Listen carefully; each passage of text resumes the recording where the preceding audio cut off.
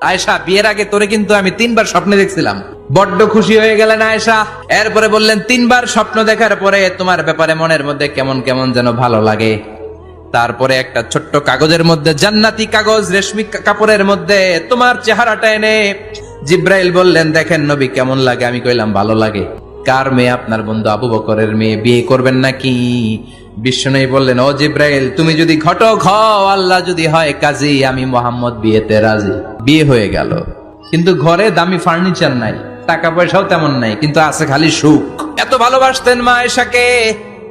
মা আয়েশা গ্লাসের যেই জায়গা দিয়ে পানি খেতেন, বিশ্বনবী ওই জায়গায় মুখ লাগিয়ে পানি খেত। মা আয়েশা গোশতকে হাড্ডি ফেলে দিলে বিশ্বনবী ওই হাড্ডিটা নিয়ে চষতে শুরু করে দিত। এক বালতি থেকে পানি নিয়ে দুইজনে গোসল করত। আবার বিশ্বনবীর সাথে সাথে মাঝে মাঝে বায়না ধরতো, মাঝে মাঝে রাগও করত। বিশ্বনবী বলেন, আয়েশা, কখন তুমি রাগ করো, কখন তুমি আমারে ভালোবাসো আমি বুঝি। মা আয়েশা বললেন, কেমনে বুঝেন? বিশ্বনবী বললেন, যখন তুমি রাগ করো তখন নামাজের পরে দোয়ার মধ্যে বলো, ও ইব্রাহিম আলাইহিস সালামের আল্লাহ, আপনি আমার উপর দয়া করেন। তার মানে তুমি রাগ করে আছো, আমার নাম নাও নাই। আর যখন আমার উপর খুশি থাকো, নামাজের পরে দোয়াতে বলো, মুহাম্মদ সাল্লাল্লাহু আলাইহি ওয়াসাল্লামের আল্লাহ, আপনি আমাদের উপর রহমত করেন। তার মানে খুশির সময় তুমি আমার নাম নাও, রেগে গেলে অন্য নবী দেয়া দোয়া সাইরা দাও, রেগে গেলে আমার নামটা নাও না।